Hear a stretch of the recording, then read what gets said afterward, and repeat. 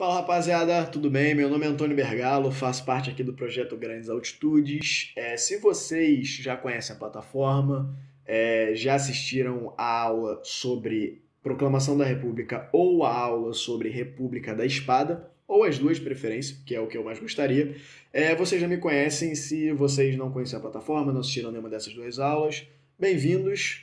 E hoje a gente vai dar sequência, uma sequência cronológica a como foi o começo da experiência republicana no Brasil. E aí agora a gente vai falar da República Oligárquica, que é a segunda parte da República Velha, a primeira é a República da Espada, que a gente já abordou anteriormente. Então vamos lá. Antes da gente começar o nosso estudo sobre a República Oligárquica, vamos falar um pouquinho aqui sobre os presidentes do período, para dar uma clareada. Nessa foto que eu peguei, eu não encontrei nenhuma que representasse só os presidentes durante a República Oligárquica. Tem as imagens do Marechal Deodoro da Fonseca, que é o primeiro da esquerda para a direita, e do Floriano Peixoto, que é o segundo. É porque essa imagem ela representa os presidentes da República Velha, não somente os da República Oligárquica. E o Deodoro da Fonseca e o Floriano Peixoto, a gente já abordou os governos deles na aula anterior sobre a República da Espada. E a República Oligárquica ela começa em 1894 com a eleição do primeiro presidente civil, ou seja, que não era militar, da história do país, que foi o Prudente de Moraes, que chega ao poder após o mandato do Floriano Peixoto.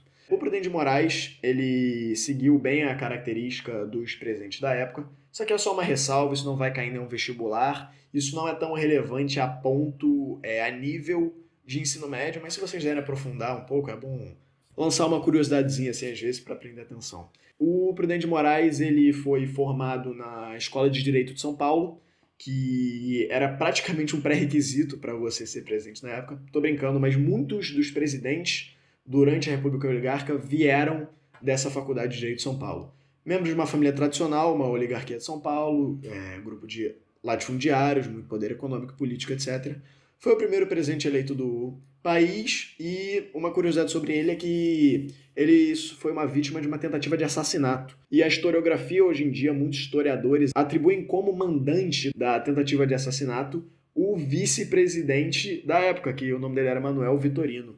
Dizem que ele foi quem mandou matar o Prudente de Moraes. Se vocês quiserem saber um pouco mais sobre a história, dê uma pesquisada, porque não dá para entrar a fundo, senão essa aula aqui vai ficar enorme. Bom, vocês estão reparando aí que eu grifei o nome de alguns dos presidentes da época. E são os que eu considero que, não os mais importantes, mas que mais fatores decisivos para o estudo da República Oligárquica ocorreram durante seus governos. Ou seja, o período de tempo em que eles estavam governando, algumas ações que eles tomaram, são muito importantes para nós entendermos o que foi a República Oligárquica. E são eles o Campos Salles, que é o quarto da primeira fileira, o Hermes da Fonseca, que é o quarto da segunda fileira, e o Arthur Bernardes, que é o penúltimo aí. A gente vai entrar mais a fundo um pouco mais para frente no governo deles, e agora vamos lá para os aspectos políticos da República Oligárquica, os principais. Um termo que é muito importante para o entendimento da República Oligárquica é a República do Café com Leite. É outro nome para a República Oligárquica. E por que esse nome? Vocês podem estranhar um pouco. Esse nome ele vem do domínio político das oligarquias de São Paulo e Minas Gerais. A oligarquia cafeira de São Paulo, ou seja, a oligarquia responsável pela maior parte da produção de café do país, São Paulo, e a de Minas Gerais ela era muito responsável pela atividade agropecuária da produção de leite. Mas por que esses dois estados desempenharam um papel tão importante? O café era um produto muito valorizado nessa época, um pouco antes até, no cenário internacional, e o Brasil era o maior exportador de café do mundo. E a maior parte das lavouras de café eram no Oeste Paulista. Então, consequentemente, o que acontece é que os responsáveis, os latifundiários, os proprietários de terra de São Paulo, e acabam se tornando os oligarcas da época, eles foram desenvolvendo um grande poder econômico, foram ficando ricos com a exportação do café e, consequentemente, ganharam poder político na época também, elegendo vários deputados, governadores e chegando ao ponto que eles controlavam majoritariamente a sucessão presidencial do país. E Minas Gerais era o segundo estado mais rico do país, não por conta da extração de ouro e minérios preciosos, isso foi um pouco antes. Se vocês já estudaram o Brasil colonial, vocês sabem disso, se não, podem ficar tranquilos que algum dia vai ter uma aula sobre isso aqui na nossa plataforma. Então, resumidamente, Essa ideia da República do Café com Leite é uma simplificação para denotar que o poder estava principalmente centrado nas oligarquias de São Paulo e Minas Gerais. No entanto, esse conceito esconde os conflitos internos e as disputas de poder da época. Você vai se perguntar, pô, mas então todos os presidentes da época eram ou mineiros ou paulistas? Não. A gente teve 3 presidentes nessa época que não eram naturais de nenhum desses estados. Foram eles o Nilo Peçanha, só que o Nilo não foi eleito, ele era vice do Afonso Pena, que era um mineiro, que morre e ele acaba assumindo. O Hermes da Fonseca, que era um gaúcho, que vence as eleições de 1910, e o Epitácio Pessoa, que era um paraibano que chega à presidência também. Então o que acontece? Esse conceito ele esconde os conflitos internos porque durante os 36 anos de República Oligárquica, propriamente dito, não de República Velha, a República Velha dura um pouco mais, tiveram vários conflitos internos, várias rupturas entre essas 2 oligarquias e tínhamos outras oligarquias um pouco menores também dentro do jogo de poder. Então, tanto que você vê que alguns presidentes que não eram naturais desses estados chegam ao poder. Então, o café com leite é, na verdade, uma simplificação de um processo político muito mais complexo da época, que envolvia alianças entre umas oligarquias e outras, desentendimentos entre outras, e a gente vai aprofundar isso um pouco mais à frente.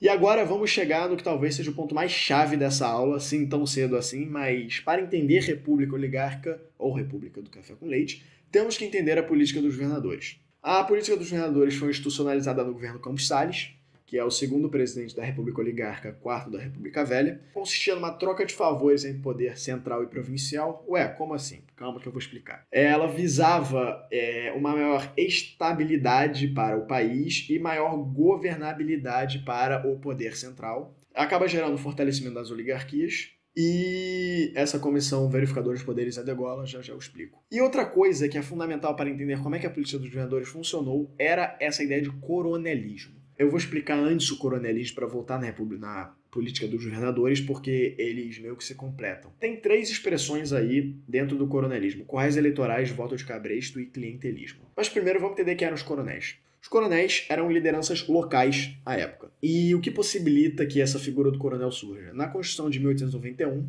que foi promulgada durante o governo Deodoro da Fonseca, o Brasil ele legitimou como forma de organização política e territorial o modelo federalista baseado nos Estados Unidos. E aí vocês vão se perguntar, ué, mas o que é um governo federalista? O que é federalismo? O federalismo ele é um sistema de organização que consiste em dar maior autonomia para os estados. Ou seja, existe um poder central, existe um presidente, um primeiro-ministro, qualquer que seja, uma figura central, porém, os estados têm liberdade para tomar decisões com autonomia em escala local. Ou seja, os códigos penais dos estados podem ser diferentes, as leis nos estados podem ser diferentes, as políticas econômicas nos estados podem ser diferentes, porque eles obtêm maior autonomia. E o que acontece no Brasil?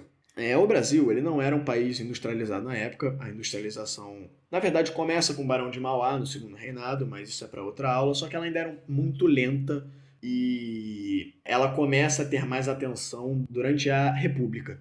Aqui, durante a República Oligárquica, ela começa a passos de formiga, mas o país começa a industrializar, então ainda não era um país industrializado, o país era majoritariamente rural. Além disso, a gente não tinha uma integração territorial muito forte, ou seja, a gente não tinha ferrovias, não tinha hidrovias muito bem consolidadas, então o país ele não tinha muito bem uma conexão entre os polos de poder. E o que acontece? Então o poder central ele estava distante do poder provincial. E isso possibilita a formação de figuras detentoras desse poder local, que são os coronéis. Os coronéis eram basicamente latifundiários, proprietários de terra, que vinham de famílias muito tradicionais também e tinham muita influência política por conta do forte poder econômico que eles tinham. Eles tinham muito dinheiro, eram responsáveis por empregar muita gente, muitas vezes tinham papéis como vereadores, deputados, até prefeitos, e então eles eram muito poderosos. Então, para se perpetuarem-se no poder ou colocar os nomes de confiança deles no poder, os coronéis eles usavam de certas estratégias, e daí vem esses 3 termos aí: curral eleitoral, voto de cabresto e clientelismo. Na época, segundo a Constituição de 1891, o voto era aberto, e isso é um ponto-chave para você entender o processo eleitoral na República Oligárquica. O curral eleitoral ele era basicamente um conceito que era utilizado para definir a população que votava, que vivia em áreas rurais sob influência dos coronéis. Então, o curral eleitoral, esse termo curral, para gerar até uma animalização, como se fosse um bando de gente sem dar uma individualidade a cada um, porque essas pessoas que viviam nessas áreas rurais, nessas cidades pequenas, geralmente do interior, sob a influência dos coronéis, não tinham autonomia para decidir sobre seus votos. Por quê? O voto era aberto. Então, se você votasse contra os nomes do coronel, ele saberia. E a partir disso ele poderia ameaçar a sua família, tirar alguns de seus direitos, criar uma espécie de perseguição. Então acontecia muito isso. E aí essas pessoas que faziam parte desse curral eleitoral, elas temiam muito os coronéis, que eram as figuras mais poderosas localmente dentro da vida deles, porque o poder central estava longe da vida dessas pessoas. E aí surge o voto de cabresto. O voto de cabresto é basicamente um artefato que era usado à época por esses coronéis, e era basicamente um voto obrigado, vamos usar essa palavra, era um voto meio que obrigatório neles.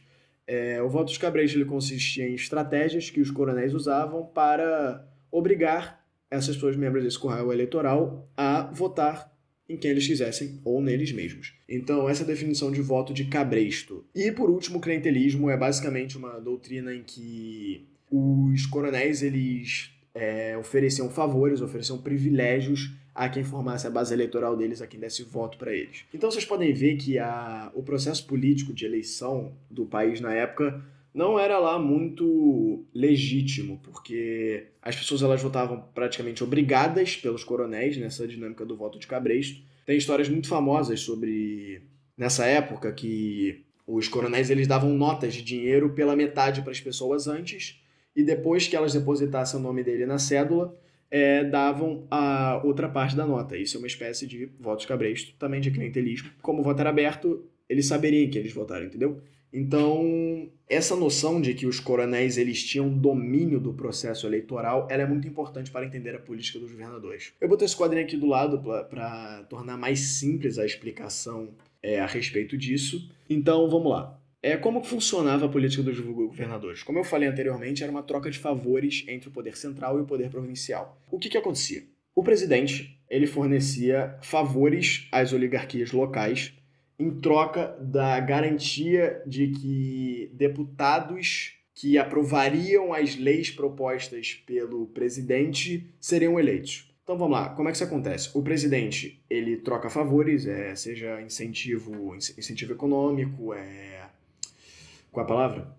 Isenção fiscal, seja uma preferência na adoção de políticas públicas dos estados que fizessem parte da política dos governadores, dessas oligarquias, e além disso, não intervém nas decisões locais, está escrito não intervenção dos estados, ou seja, o presidente deixa as oligarquias livres para mandarem e desmandarem dentro das suas áreas de influência.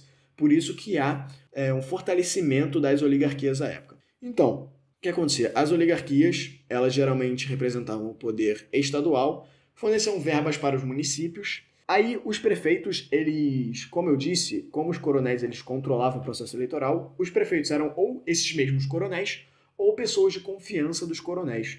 Então, esses prefeitos e coronéis garantiam que eles seriam eleitos, garantiam votos para as oligarquias que estivessem coniventes com a política dos governadores perpetuarem-se no poder, e as oligarquias, através da figura do coronel, garantiam que os deputados que formariam a base do governo seriam eleitos. Então, todos os projetos que o governo propusesse seriam aprovados, porque não existia basicamente uma oposição. Seriam todos deputados da situação por causa desse processo político corrompido, em que o presidente nessa troca mútua, porque os dois se beneficiavam com as oligarquias locais, garantia sua governabilidade. Governabilidade é uma palavra que ela é muito usada no Brasil, principalmente no nosso sistema de presidencialismo de coalizão. E a governabilidade é basicamente você obter apoio de membros do Congresso, do Poder Legislativo na época, não existia ainda bem o conceito de Congresso, e você obtém uma governabilidade boa quando se tem muitos deputados que sejam da base do seu governo. Aí você pode fazer através de acordos. Hoje em dia isso acontece muito, mas esse não é o tema dessa aula, só para dizer que essa palavra é importante. Então, basicamente, todos os presentes têm governabilidade. E essa política dos governadores ela é institucionalizada no governo do Campos Salles, E ela é basicamente a base política, é a base do processo político durante toda a República Oligárquica. Ela sofre alguns ataques, não é como se ela se mantesse estável durante todo o período, mas sobrevive até 1930, quando acaba. Então, espero que vocês tenham entendido, porque esse é um ponto-chave da aula de hoje. Cai muito no vestibular entender política dos governadores, e é tudo isso que eu expliquei agora. E aí, o último ponto sobre o aspecto político era a pouca participação eleitoral. O Prudente de Moraes ele é eleito com 290 mil votos de 356 mil, o que representava uma parcela muito pequena da população, aproximadamente 4%. Durante a República Oligárquica, o percentual da população que votou variou entre 4% e 5,7%, então é pouquíssima participação eleitoral. Tá, vamos ao nosso próximo tópico, a economia durante a República Oligárquica. Quando perguntarem sobre economia na República Velha, eu falei que era encilhamento, a palavra era encilhamento na República Velha. E na República Oligárquica, a frase é: quadro econômico está herdado da República da Espada. Ou seja, o encilhamento fracassa e deixa dívidas externas para os governos seguintes. Ou seja, a gente estava com uma inflação muito alta causada pelo encilhamento e uma dívida externa com outros países que tinham financiado obras de infraestrutura aqui, financiado projetos no Brasil. E o principal movimento no quesito econômico durante a República Oligárquica é o Funding Loan, que foi estabelecido também no governo Campos Salles. E o que foi esse Funding Loan? O Campos Salles ele senta com principalmente os ingleses, que o governo inglês tinha feito, não o governo, mas bancos ingleses, podem ser estatais ou privados, tinham feito muito empréstimos para o Brasil para fazer obras de infraestrutura para a industrialização do país. E o que acontece? Com o encilhamento, com as contas do país no negativo, com toda a inflação, o Brasil não consegue pagar. Então, o que acontece? O Campos Salles senta com essas pessoas e ele renegocia a dívida, ele pede uma moratória, que é basicamente uma extensão do prazo para o pagamento da dívida, e negocia um novo empréstimo, que é basicamente assim. Então, a gente não conseguiu pagar o empréstimo anterior, porque o nosso país está em crise, as nossas contas estão todas negativas, a nossa dívida externa só aumenta.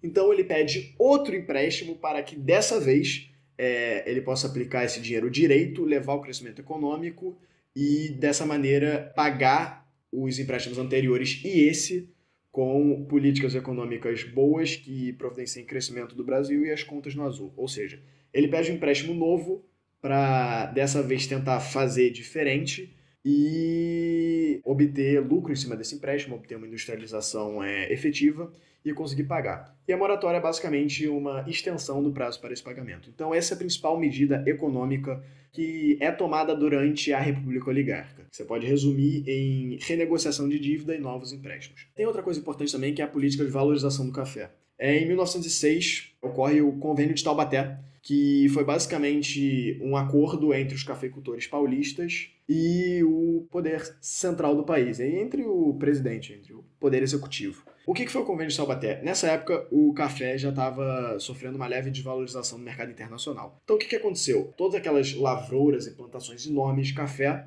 ainda existiam e nem todo aquele café estava sendo vendido. Então, qual é a brilhante ideia do poder central à época, junto com os cafeicultores? O governo decide que vai comprar o excedente de café para que o café não entre em crise. Aliás, já estava em crise, mas é meio que uma maneira de abafar. Então, para abafar a crise do café e não gerar prejuízo para os cafeicultores, é acordado que o governo central, executivo, vai comprar o excedente da produção do café. Só que o dinheiro do governo é dinheiro da população, dos pagadores de impostos, dos contribuintes. Então era basicamente assim, o café estava indo mal e para segurar a barra dos latifundiários, que tinham muita influência política na época, o governo compraria o excedente e quem pagaria a conta seria a população. É claro que isso não foi bem visto na época. Isso é uma medida protecionista. O que é protecionismo? É quando você adota medidas econômicas visando diminuir a competição externa, às vezes é aumentar a tarifa alfandegária sobre produto exterior ou fornecer subsídios para as atividades econômicas nacionais, e isso era uma espécie de subsídio, você bancar o prejuízo do café. O que o governo fez foi basicamente bancar o prejuízo que o café estava tendo por conta desse enfraquecimento no mercado internacional e o povo que pagou a conta. E outro aspecto importante econômico na época foi o começo do ciclo da borracha na região norte. Começou a se explorar o látex proveniente das árvores seringueiras que cresceram na floresta amazônica. Isso foi uma atividade econômica importante para o país na época. E esse desenvolvimento industrial é estimulado pela Primeira Guerra Mundial, os países em esforço de guerra. O Brasil vê como um momento oportuno para entrar nesse cenário global de indústria de exportação de bens de consumo duráveis, bens de consumo não duráveis e, posteriormente, de uma indústria de base.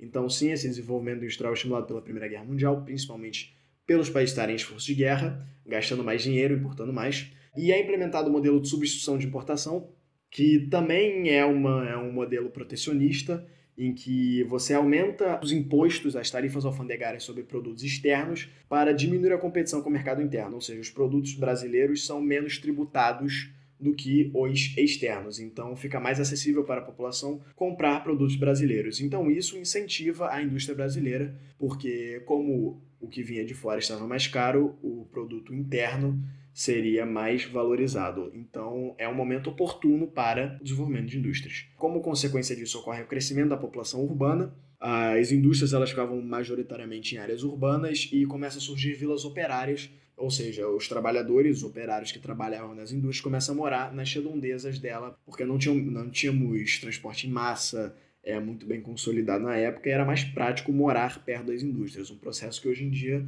não é bem assim. E aí a gente tem o fortalecimento dos sindicatos com essa formação dessa classe operária urbana. E o principal exemplo disso é a greve geral de 17, que foi uma greve que se estendeu, de certa maneira, até 1919, ou seja, durou 2 anos assim nesse vai e vem, mas ela foi muito forte. Ela começa em 1917 com a adesão de vários operários exigindo melhores condições de trabalho e qualidade de vida. E junto com isso, com essa formação dessa classe operária, surgem movimentos comunistas e anarquistas no Brasil, que nessa época eles ainda eram pequenos, mas vão ganhando corpo com o tempo. Então, rapaziada, por hoje é isso, senão essa aula vai acabar ficando muito extensa. Na segunda parte da aula sobre a República Oligárquica, eu vou falar um pouco do governo do Hermes da Fonseca e depois vão ter mais 2 aulas, uma sobre o tenentismo e o fim da República Oligárquica e outra só sobre conflitos dentro da República Oligárquica. E na próxima aula vai ter os exercícios também sobre essa primeira matéria que a gente estudou, que é a República Oligárquica em si. Valeu? Abraço e até a próxima.